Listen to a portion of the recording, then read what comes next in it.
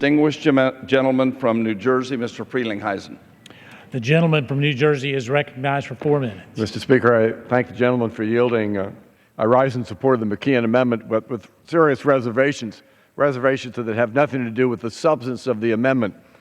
I applaud Chairman McKeon for his very diligent work to craft an amendment that responds to our Commander-in-Chief's proposal to address the very real, serious threat we face in a thoughtful and responsible manner while preserving Congress's constitutional authority and oversight in these matters. Let me be clear, the Islamic State of Iraq and Syria poses a clear and present danger to the United States, our homeland, our friends and partners in the Middle East and around the world. The President has proposed that he be granted authority to train and equip Syrian opposition groups in hope that they'll use their training and turn their weapons on ISIS, a truly savage and cruel cult of extremists. We all watched the President's television address last week. That address left this member and many constituents with more questions than answers. The strategy the President announced is not so much a strategy as a continuation of a counterterrorism policy that relies on others to be on the front line to protect United States national security interests when their motivations, interests, and capabilities may or may not align with our interests. I have to state here and now that I'm concerned that the President's plan is, first of all, very late. Secondly, may be based on unrealistic assumptions. We have been told that there is a comprehensive strategy and a multinational coalition of the willing to fight the terrorists who have gained massive amounts of ground in both Syria and Iraq. To date, neither the Congress nor the American people has been told all the details on that strategy or how it will be implemented. The President has repeatedly proclaimed that there will be no American boots on the ground. But our constituents should not be misled. There are American boots on the ground currently in Iraq, and there's a strong likelihood there may be boots on the ground in Syria and in the skies above planes. And those who fight will remain in harm's way.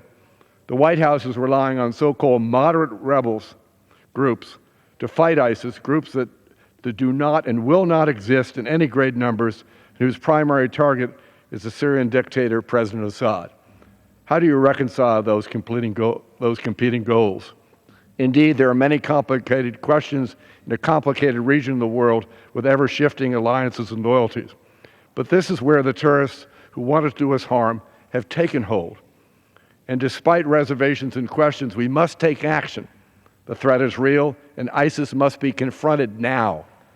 I support the McKeon Amendment because it will provide the experts in the Department of Defense the authority they need to put together a clearly defined and realistic strategy and address unanswered questions for both this Congress and our constituents. That, however, does not and must not mean that Congress will cede its constitutional obligations. We must exercise our responsibilities and not give the President a blank fiscal check. I commend Chairman McKeon for recognizing that Congress must be informed and a full partner with the administration. This amendment does not provide the administration with the blank check they originally sought.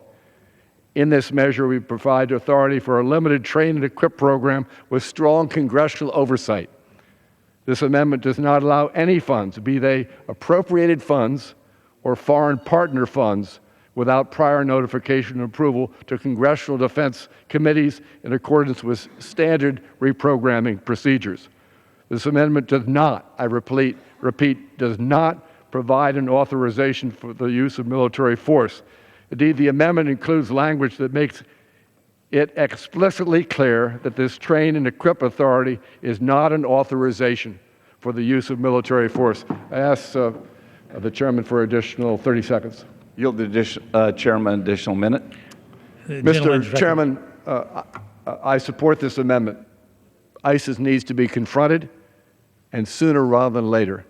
However, in the weeks and months to come, this House must use its oversight powers under the Constitution to monitor this strategy and demand changes when and if it falters.